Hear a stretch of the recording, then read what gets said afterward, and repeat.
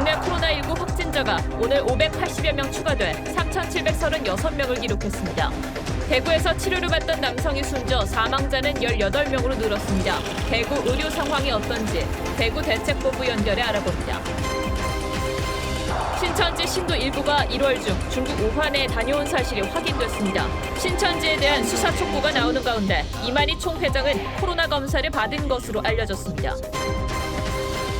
미국이 대구를 여행 경보 최고 단계인 여행 금지 지역으로 권고했습니다. 베트남에 이어 터키도 한국을 오가는 항공편을 중단했습니다. 코로나19가 의심된다고 허위 신고를 한 사람이 구속 기소됐습니다. 일반용 마스크를 보건용으로 속여 판매하고 마스크를 매점 매석한 유통업자들이 잇따라 붙잡혔습니다. 여러분 안녕하십니까? 박정훈입니다. 3,736 오늘까지 코로나19 바이러스에 감염돼 확진 판정을 받은 사람의 숫자입니다. 어제보다 586명이나 늘었습니다. 우리 국민의 입국을 금지한 곳도 두 나라가 추가돼 전 세계 국가의 절반으로 향하고 있습니다.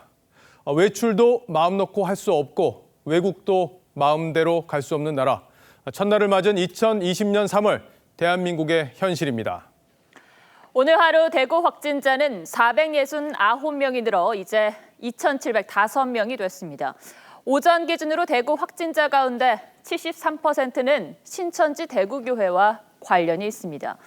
중국 우한에 바이러스가 창궐할 당시 신천지 신도 일부가 다녀왔다는 사실이 드러났는데 집단 감염 경로의 의문점을 풀 실마리가 될지 잠시 뒤에 짚어보겠습니다. 자, 오늘도 코로나로 목숨을 잃은 환자가 나오면서 코로나19 사망자는 18명으로 늘었습니다. 고령의 기저질환도 있었지만 치료를 제대로 못 받는 현실 역시 우리를 불안하게 만들고 있습니다. 먼저 신은서 기자가 오늘 상황을 종합해 정리해드리겠습니다.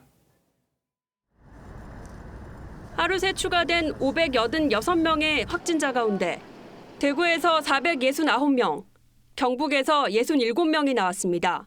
대구 경북 누적 환자 수는 3,000명을 넘겼습니다. 줌바 댄스 수강생 무더기 감염이 나왔던 충남 지역 환자도 13명 늘었고 서울 10명, 강원 8명 등 전국에서 확진자 수가 추가됐습니다. 누적 환자는 3,736명이 됐습니다. 정부는 확산세를 가늠하는 데 이달 초까지가 중요한 시점이라고 봤습니다. 실제 오전 집계된 3,500여 명의 확진자 기준으로 보면 전국적으로도 환자 수의 60%는 신천지 대구교회 관련자입니다. 3월 초가 중요한 시점이라고 말씀드린 이유는 마지막 차단되기 전의 예배가 2월 16일이었고 잠복기를 14일로 볼 때 이제 잠복기를 지나가고 있는 상황에서 사망자 수도 18명으로 늘었습니다. 18번째 사망자는 83살 남성으로 오늘 오전 경북대 병원에서 입원 치료를 받다 숨졌습니다. 평소 뇌경색과 고혈압, 당뇨 등을 앓았습니다. 중증 환자 수는 13명, 위중한 환자도 14명으로 확인됐습니다. TV조선 신은서입니다.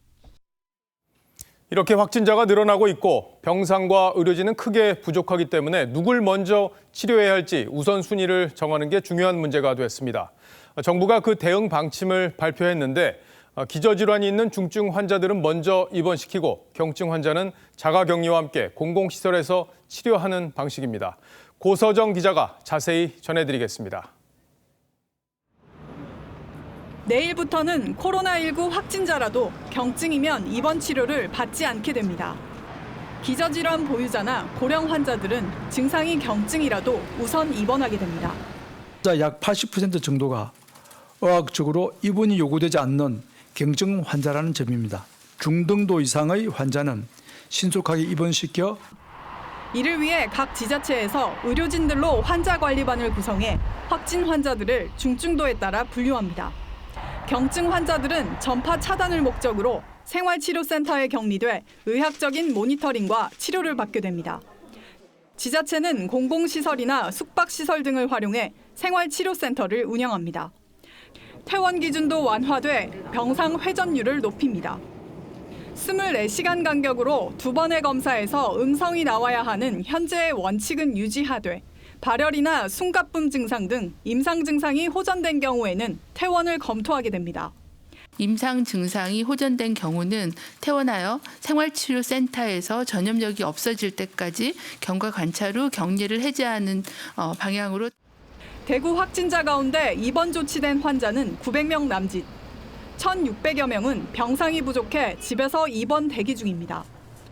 이 가운데 19명은 입원이 시급한 중증 환자입니다. TV조선 고서정입니다. 대구 의료 상황이 날이 갈수록 심각해지고 있습니다. 환자는 늘고 있는데 병상은 없고 치료는 제대로 되고 있는 건지 걱정이 많습니다. 현장에서 뛰면서 어제 대책회의도 참석했던 대구시 의사회의 민복기 대책본부장이 지금 영상으로 연결돼 있습니다. 자, 안녕하세요, 본부장님. 고생 많으십니다. 예, 안녕하세요. 예, 대구 확진자가 이제 2,700명을 넘었고 이 중 1,600여 명의 경증 환자가 자가격리가 돼 있는 상태인데 이분들 치료는 제대로 받고 있습니까? 지금 현재 병상을 확보하더라도 그 입원을 계속할 수 없는 상황이라서 저희가 우선 그 자가격리된 확진자분들은 전화로 일단 모니터링을 이제 시행하고 있습니다. 기준을 정부가 정확히 세웠는지는 모르겠는데 중증 환자를 빨리 입원시켜야 되는 중증 환자를 어떤 기준으로 골라낼 건지 이 기준에 대한 논의도 있었습니까? 뭐 여러 가지 기저질환이 있는지 고령자인지 그다음 다른 면역 억제제나 이런 약제를 쓰고 있는지 이런 것들을 다 체크를 하고 거기서 우선 입원해야 될 분들을 선별하고 그다음에 중증이고 심각한 단계일 경우에는 중환자실로 입원을 가능하게 하고 음악 병실이 필요한지 이런 것들을 체크해서 우선은 매일 빠른 조치를 하고는 있지만 환자 수가 급격히 계속 증가되는 경우에는 그렇게 하더라도 전체적으로 다 모아져서 있는 상황에서 우리가 진료를 계속할 수 있는 것이 필요하다고 생각하고 있습니다. 지금 이제 가장 시급한 게 부족한 의료진을 채우는 문제라고 하던데 현장에서 어떻게 지금 진행되고 있는지 저희도 좀 궁금하고요. 어제 대책회의에서는 어떤 방안이 논의되었습니까? 자가격리 환자분들을 어떻게 하든 이제 병원만큼은 아니더라도 병원에 준한 정도의 시설에서 생활을 하면서 치료를 받을 수 있는 공간을 확보하는 것이 가장 우선이라고 보고요. 그 상태에서 의료진들이 투입이 돼서 제가 말씀드린 대로 중증 환자 관리가 가장 중요하니까 우리가 빨리 병원에 입원하거나 약을 투여할 환자들을 선별하는 작업 그리고 그다음에 그런 분들이 사망되지 않도록 관리하는 것, 이 부분을 하여튼 중점적으로 지금 하고 있습니다. 의료진은 지금 현재 전국적으로 지금 저희들 집계는 한 800여 분 정도 지금 지원해 주셨고요. 지금 현재는 간호 인력 부족이 조금 심각한 상태이고요. 그다음 환자가 다음 주에 계속 초반에는 증가가 계속 될 것으로 생각되고요. 거기에 따른 이제 간호 인력 수급을 제일 먼저 우선으로 하고 있고요. 대구에서 확진자가 많이 나와서 이제 많은 국민들이 걱정하고 있는데 아무쪼록 사망자가 더 나오지 않도록 신경 써주시기 바랍니다. 예, 감사합니다. 예, 감사합니다. 지금까지 민복기 대구시 의사회 대책본부장이었습니다.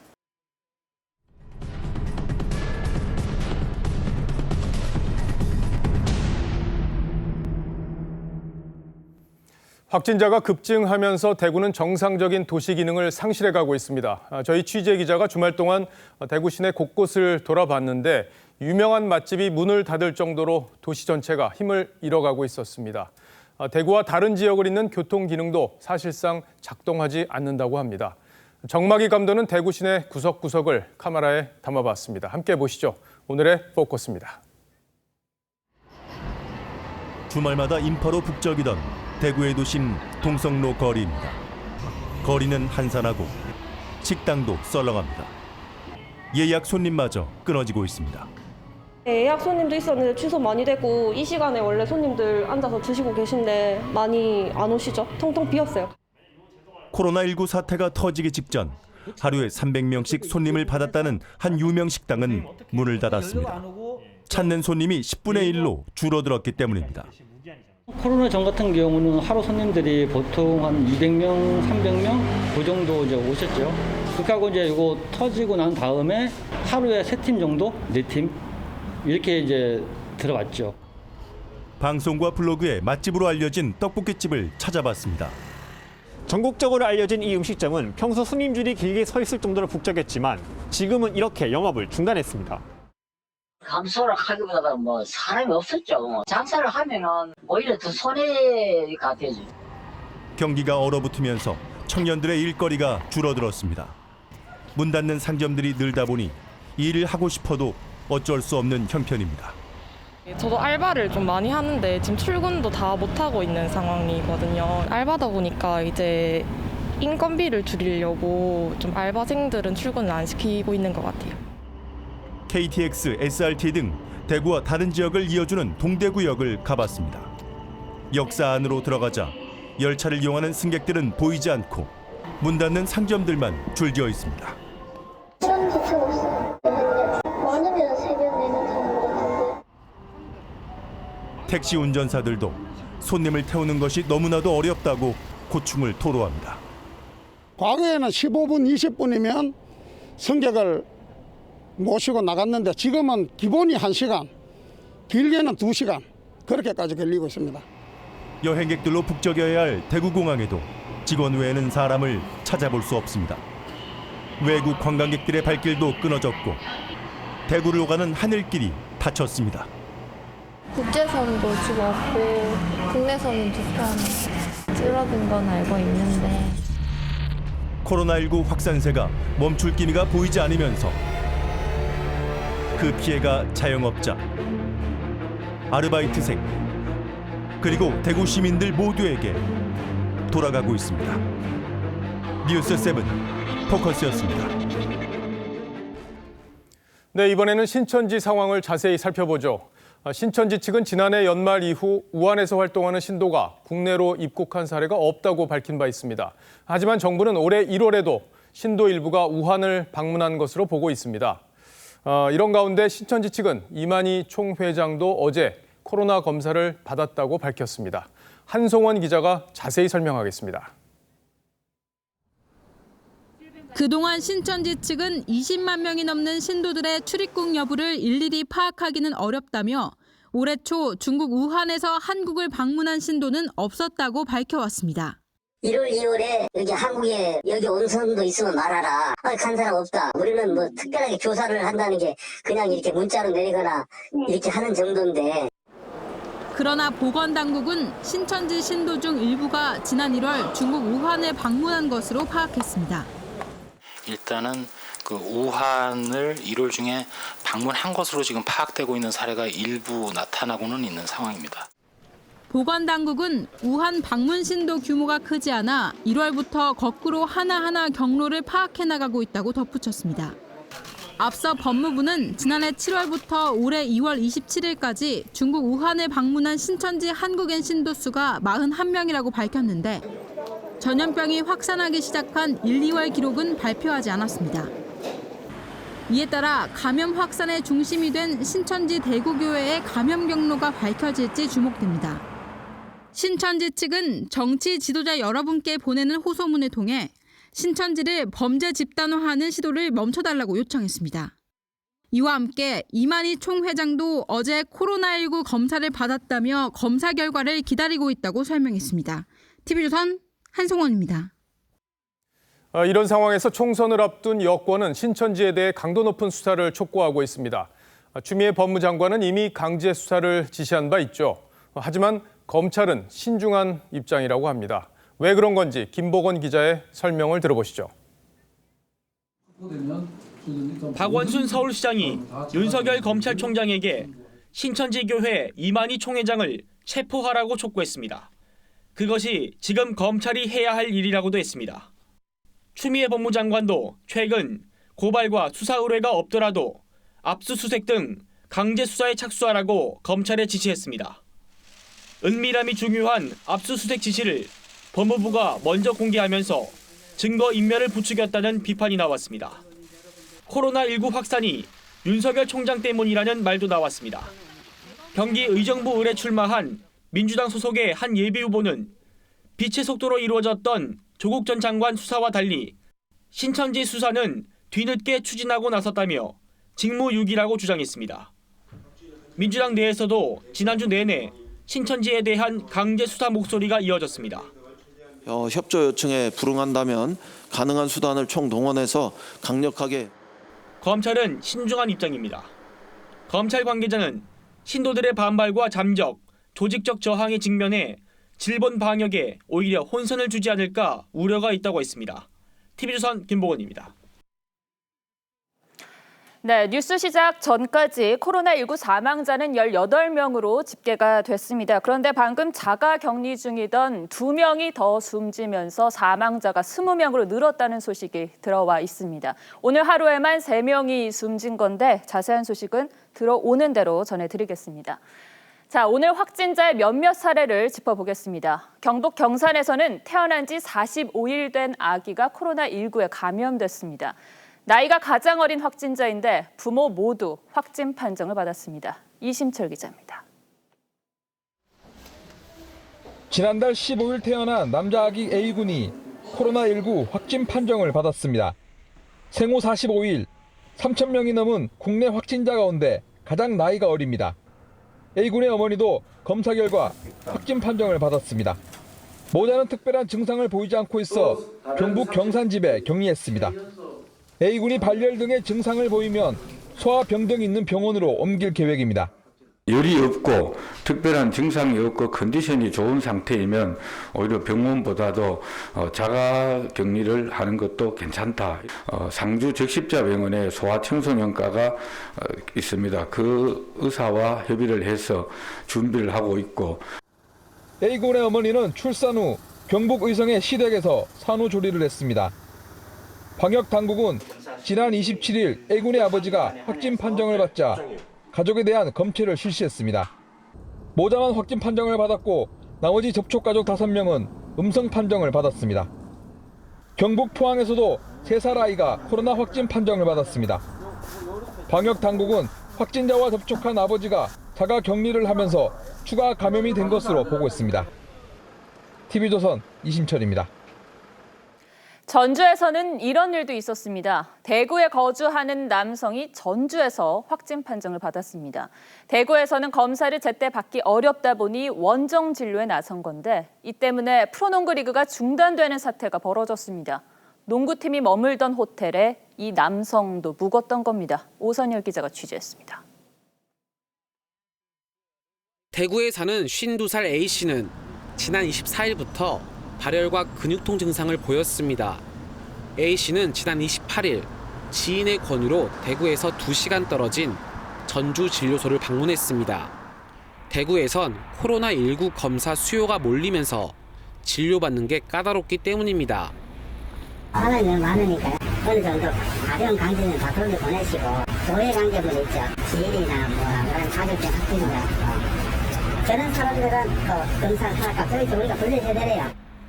A씨는 검사 결과가 나올 때까지 전주의 한 호텔에서 이틀간 머무며 배달 음식과 호텔 식당을 이용한 것으로 알려졌습니다. 호텔 측은 오늘부터 임시 휴업하고 A씨와 접촉한 직원 3명을 자가 격리시켰습니다. 오늘은 회사를 하려고요. 예약된 손님도 많이 계셨는데 실제로는 많이 취소를 했고요. 이 호텔에 머물던 프로농구 KCC 선수단에도 비상이 걸렸습니다.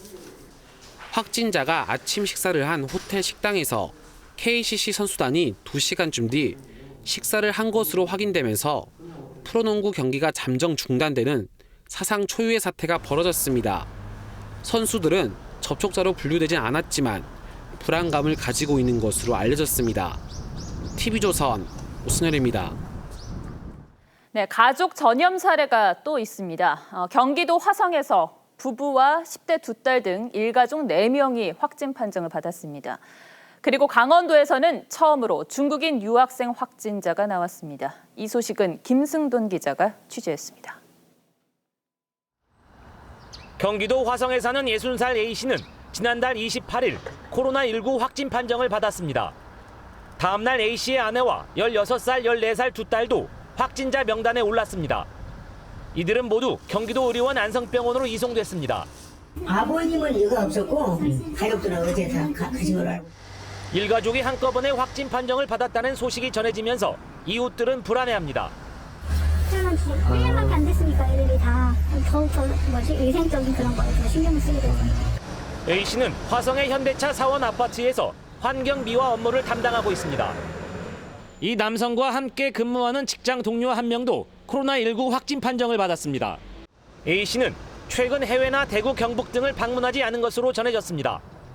또 A씨 가족들이 다른 확진자와 접촉한 이력도 파악되지 않아 감염 경로는 아직 확인되지 않고 있습니다.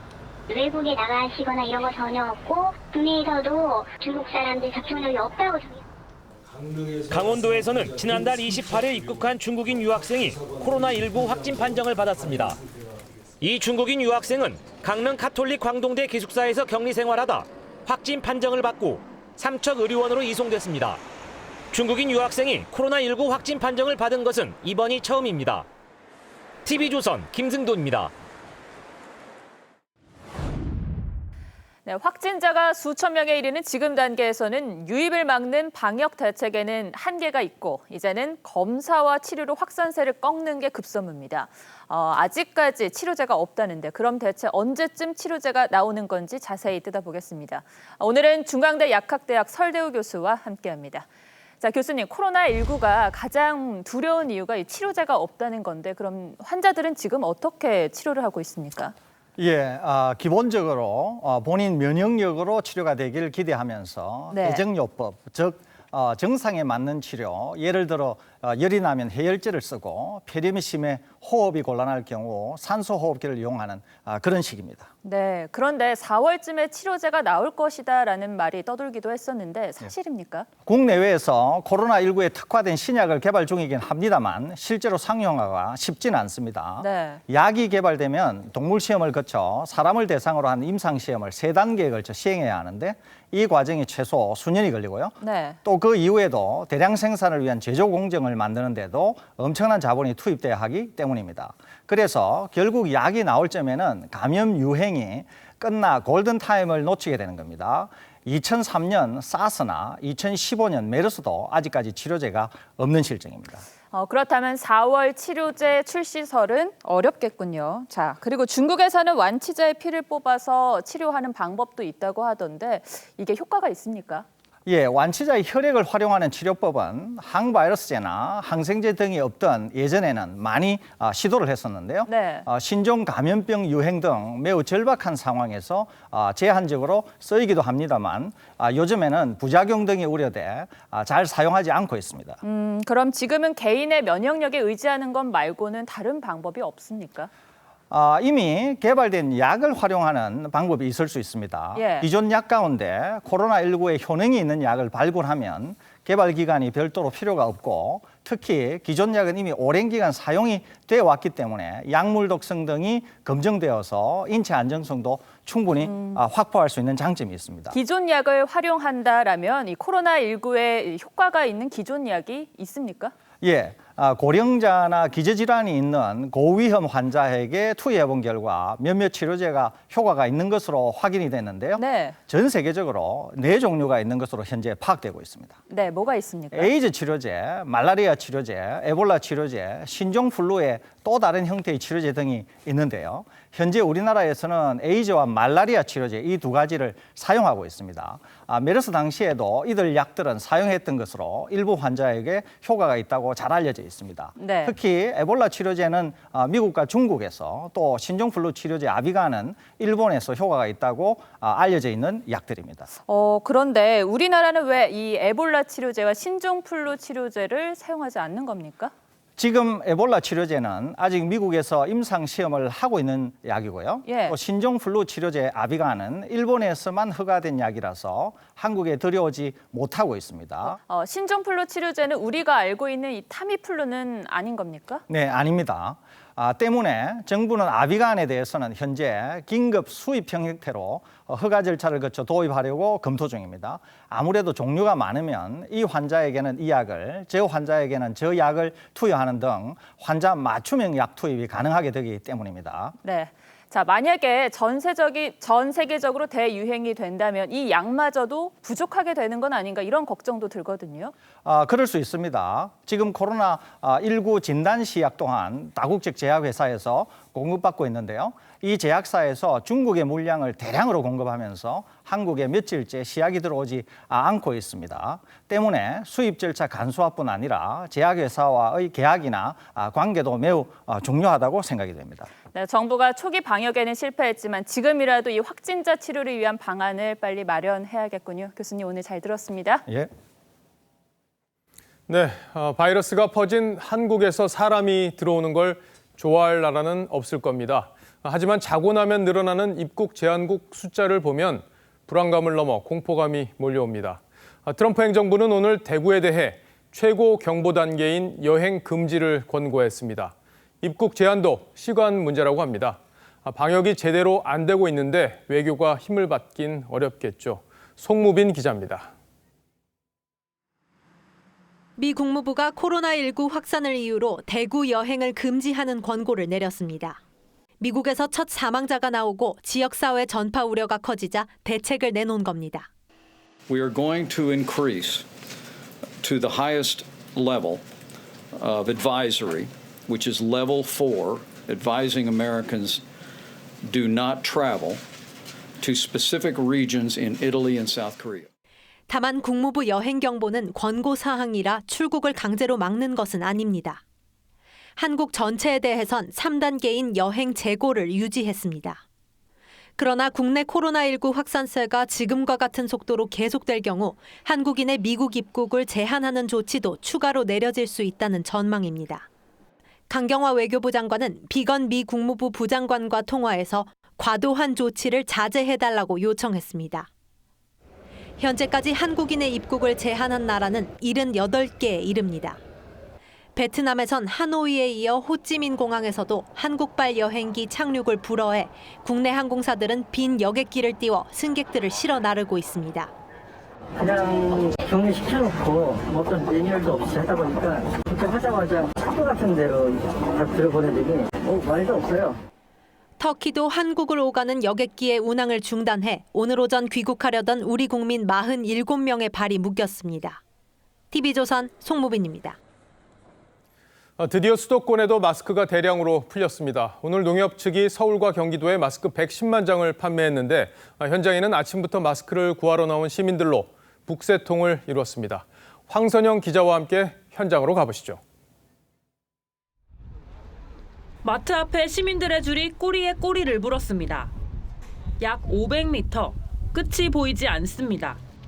농협 하나로마트가 오늘 서울 경기 지역에 마스크 110만 장을 풀었습니다. 5개입니다, 5개. 판매 시간은 오후 2시였는데 시민들은 오전부터 줄을 섰습니다. 한 10시 반에 왔는데 줄 서가지고 퍽 끊었거든요. 저 포천까지 갔다 왔는데 안 되더라고요, 없더라고요. 판매 방식에 허점도 발견됩니다. 오전 10시쯤 1인당 한 매라고 써있는 이 249번 번호표를 받았습니다. 그런데 다시 줄을 서니 새로운 번호표를 또 받을 수 있었습니다. 농협이 공지한 판매 시간은 오후 2시였지만 일부 마트에선 시간을 지키지 않아 시민들이 혼란을 겪기도 했습니다. 약간은 줄이 오라고 지금부터 팔면 되게 말이 안 되는 거지. 마스크 가격도 800원부터 2,050원까지 지점별로 천차만별. 오전엔 마스크를 안 판다며 손님을 돌려보냈다가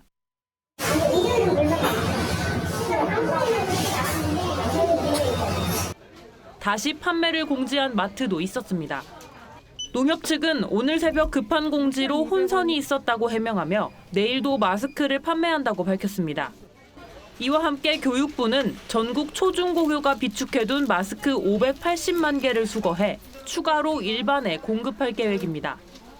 TV조선 황선영입니다. 코로나 사태를 범죄의 기회로 삼는 경우도 늘고 있습니다. 전주에선 코로나 환자 행세를 했다가 구속된 사례까지 나왔고 부산에선 가짜 마스크 제조업자가 붙잡히기도 했습니다. 이 소식은 김태훈 기자가 전하겠습니다. 지난달 6일 자신이 우한을 방문해 코로나19 증상이 의심된다고 신고했던 A씨. 보건소 직원 등이 급히 출동했지만 알고 보니 새빨간 거짓말이었습니다. 검찰은 A씨에게 위계에 의한 공무집행 방해 등의 혐의를 적용해 구속하고 재판에 넘겼습니다. 코로나19 사태 이후 첫 구속 기소입니다. 검찰은 이를 포함해 전국적으로 49건의 사건을 관리하고 있다고 밝혔습니다. 마스크 대금 관련 사기가 22건으로 가장 많고 허위사실 유포가 14건으로 뒤를 잇는 상황. 이 가운데 3건을 기소하고 1건을 각하, 나머지는 수사하고 있습니다. 일선경찰도 수사를 확대하고 있습니다. 부산경찰청 광역수사대는 일반용 마스크 120만 장을 보건용이라고 속여 판매한 유통업자를 붙잡았습니다. 히파 마크 자체가 허위입니다. 그렇기 때문에 그거는 일단 전혀 기능성이 없는 마스크를 마치 키파라는 공식 인정을 받은 마스크인 것처럼 판매한 사기입니다. 인천에선 2만 9천 장의 마스크를 사재기한 일당이 붙잡혔고 부산경찰청 국제범죄수사대는 KF94 마스크 5만 장을 판매하겠다고 속여 7,200만 원을 가로챈 10대 2명에 대해 구속영장을 신청하기로 했습니다. TV조선 김태훈입니다.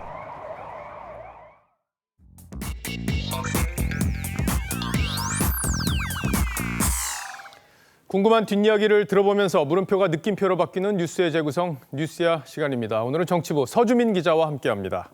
자, 어서 오십시오. 네. 첫 번째 물음표 보죠.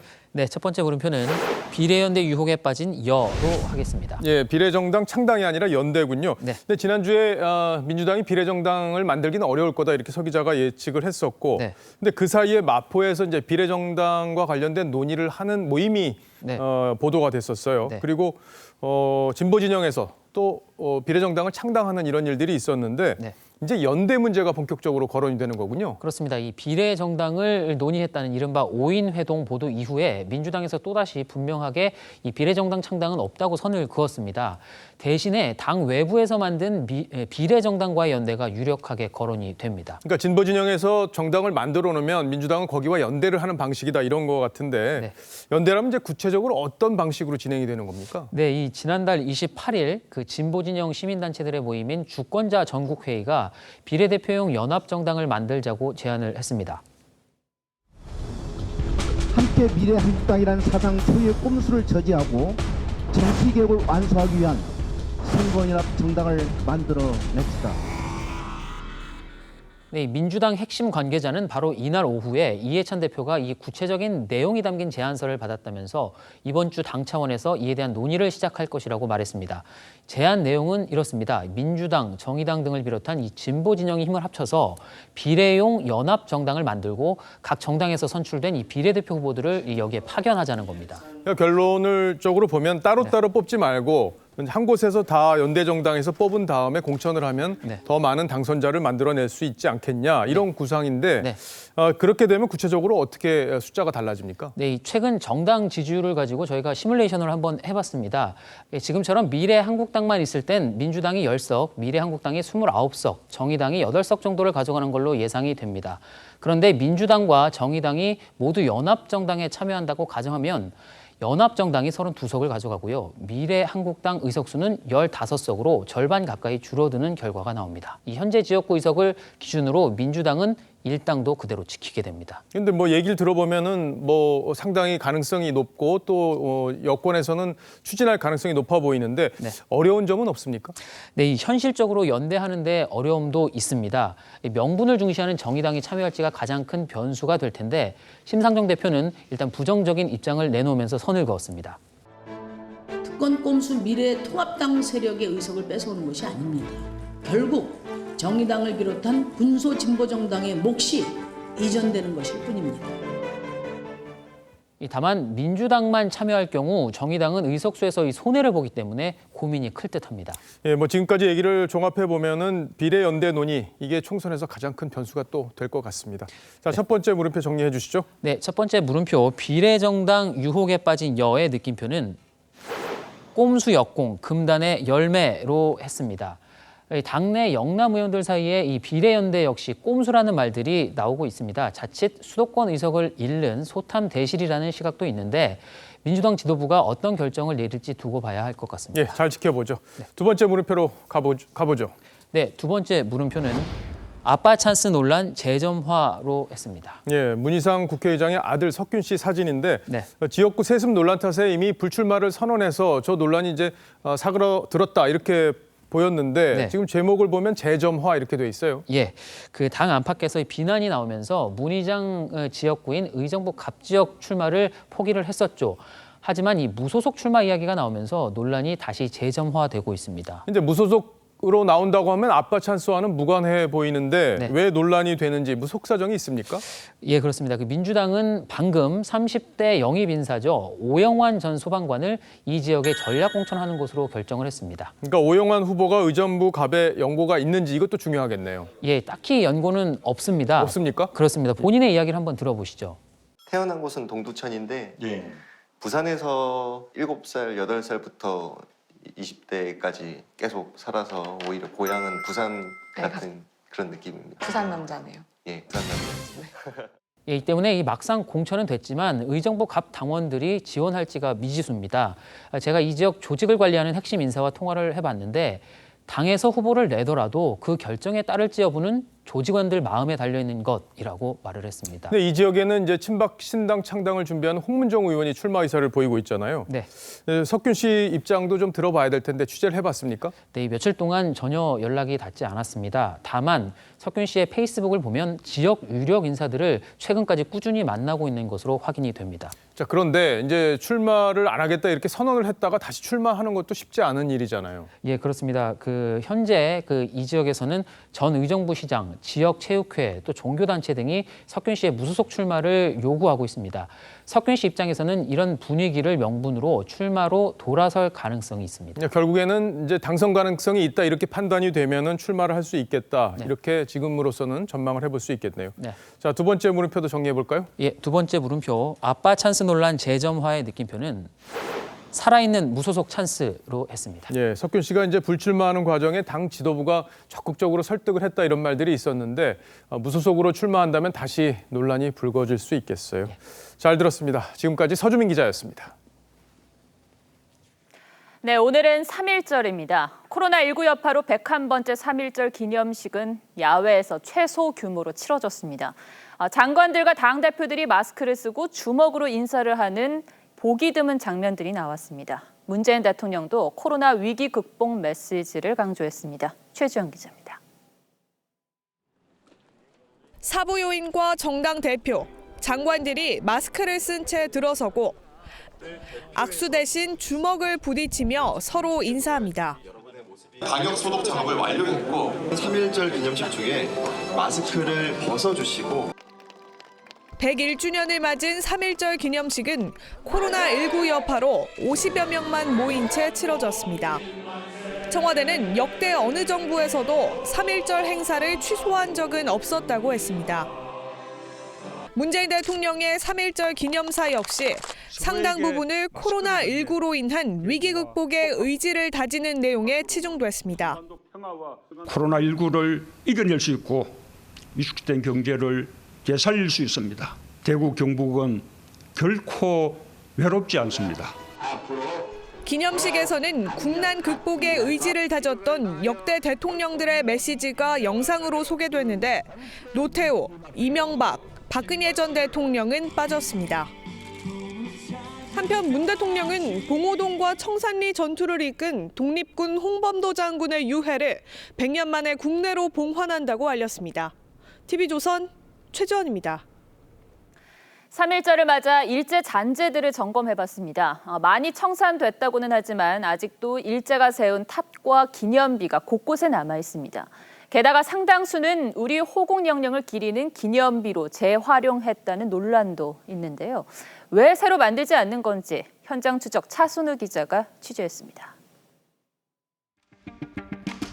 경북 포항의 송도해수욕장 입구. 6.25 전쟁에서 희생된 국군 장병을 기리는 충혼비가 서 있습니다. 바로 옆에는 6.25 참전 미국 해병대 전몰용사 충혼비도 있습니다. 그런데 둘 다 일제가 만든 충혼비와 기념물을 재활용했다는 논란에 휩싸여 있습니다.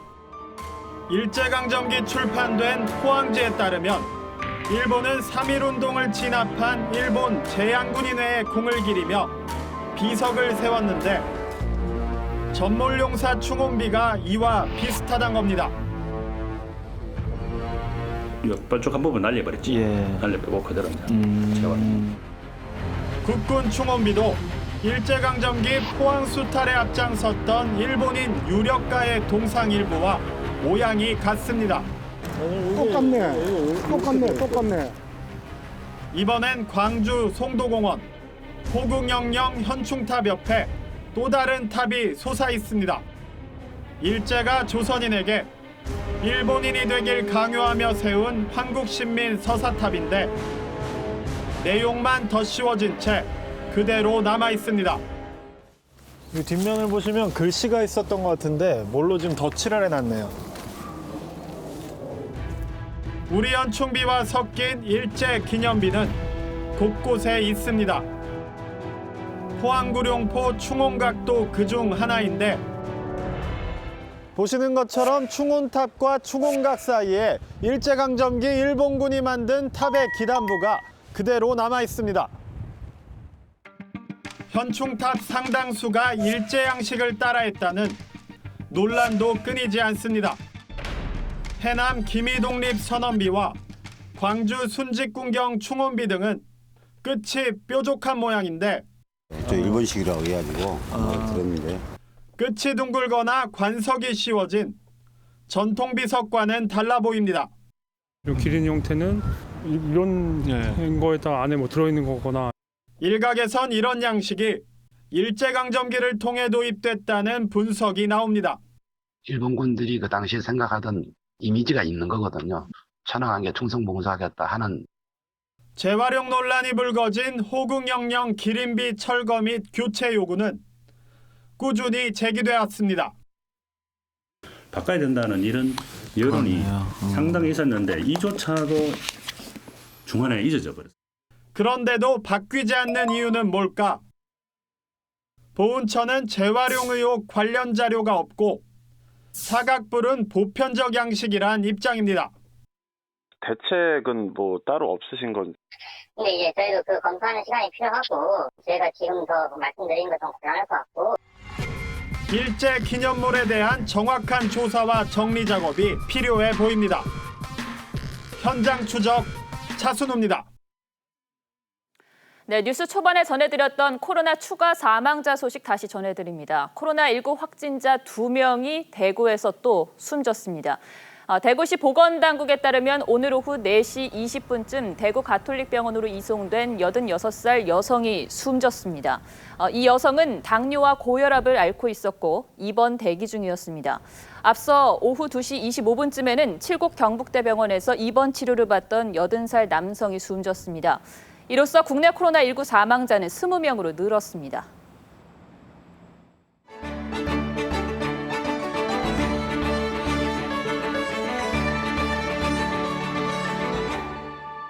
오랑캐와 싸우다가 짓밟히는 한이 있더라도 4대 예를 다하는 게 적당히들 하시오, 적당히들! 대체 이 나라가 누구 나라요?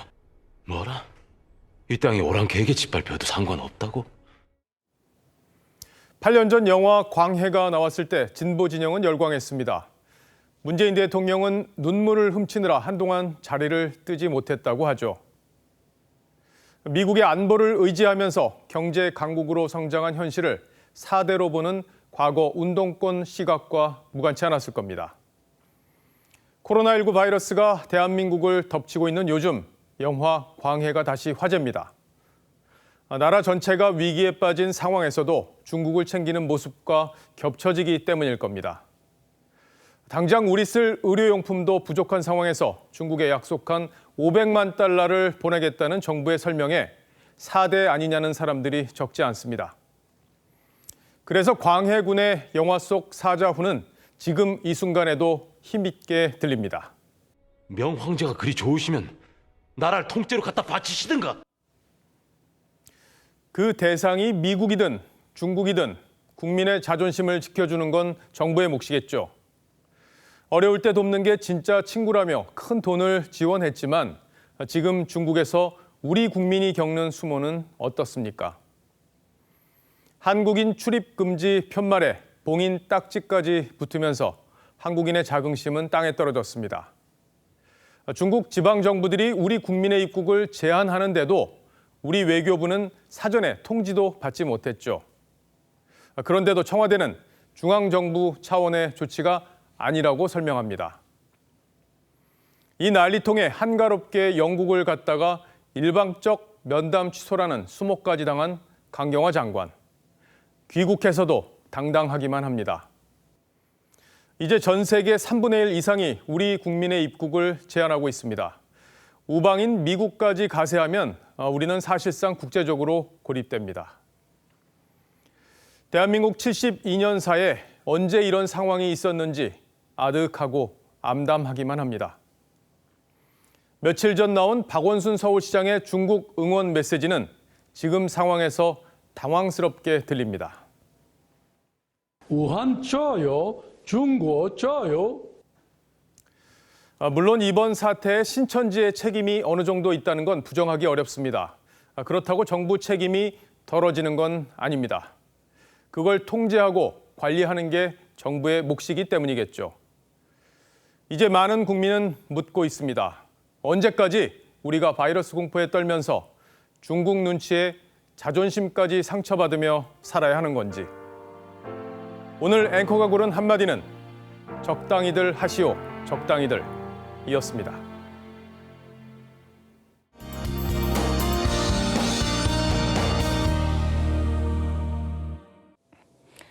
(3월의) 첫날 밤사이 곳곳에 봄비가 옵니다. 내일 새벽까지 중부지방과 경북 내륙에 비가 예상되는데요. 양은 5mm 정도로 많지는 않겠습니다만 기온이 낮은 강원 산간은 최고 5cm의 꽤 많은 눈이 오겠습니다. 출근길에는 비가 대부분 그칠 것으로 보이고요. 내일은 옷차림을 더 따뜻하게 하셔야겠습니다. 오늘 아침에 비하면 4도에서 5도 정도 떨어져 춥습니다. 서울은 0도가 예상되는데요. 바람이 강해 체감온도는 더 낮겠습니다.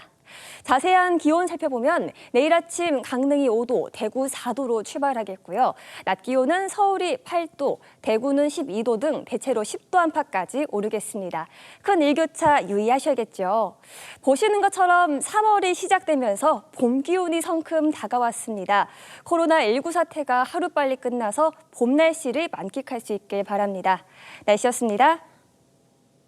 뉴스7 여기서 마치겠습니다. 시청해주셔서 고맙습니다.